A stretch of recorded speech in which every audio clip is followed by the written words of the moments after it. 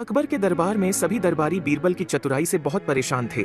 इसी कारण वह सब बीरबल से बहुत जलते थे, क्योंकि बादशाह अकबर कोई भी कार्य बिना बीरबल से पूछे नहीं करते थे। एक दिन धूर्त दरबारियों ने मिलकर एक योजना बनाई और एक साजिश रची।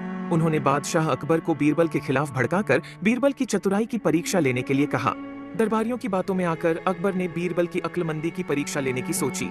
बीरबल उस समय दरबार में उपस्थित नहीं था। जब वह दरबार पहुंचा तो अकबर बोले, बीरबल, क्या तुम मानते हो कि दुनिया में कोई कार्य असंभव नहीं? जी हुजूर, बीरबल ने उत्तर दिया। तो ठीक है, हम तुम्हें एक काम दे रहे हैं, तुम्हें उसे 2 दिवस के भीतर करना होगा। फरमाइए हुजूर, आपके हर हुक्म की तामीली मेरा कर्तव्य है। बीरबल सिर झुककर अदब से बोले, जाओ, जाकर बैल का दूध लेकर आओ। अकबर ने आदेश दिया। आदेश सुनकर बीरबल भौंचक्का रह गया। इधर दरबारी मन ही मन बद्धे प्रसन्न हुए। वे जानते थे कि यह कार्य असंभव है, क्योंकि दूध गाय देती है, बैल नहीं। क्यों बीरबल, तुमने कोई जवाब नहीं दिया? अकबर बोले, बीरबल क्या कहता? वह बहस करने का समय नहीं था। हामी भरकर वह घर लौट आया। घर आकर उसने गहन सोच विचार किया। अपनी पत्नी और पुत्री से भी चर्चा की। आखिरकार सबने मिलकर एक उपाय निकाल ही लिया। उस रात बीरबल की पुत्री अकबर के महल के पीछे स्थित कुएं पर गई और पीट पीट कर कपड़े धोने लगी। अकबर के महल की खिड़की उस कुएं की ओर खुलती थी। जोर जोर से कपड़े पीटने की आवाज सुनकर उनकी नींद खुल गई।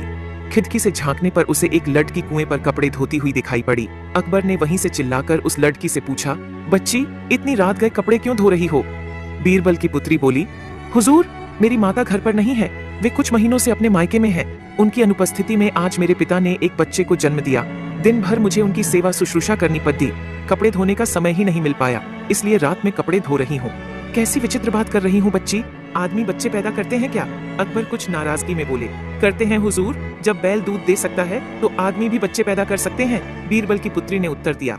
ये सुनना था कि अकबर की नाराजगी हवा हो गई और वे पूछ बैठे, बच्ची, कौन हो तुम?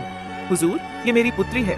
पैदा के पीछे छुपे बीरबल ने अकबर के सामने आकर उत्तर दिया, ओह, तो ये तुम्हारा स्वांग था।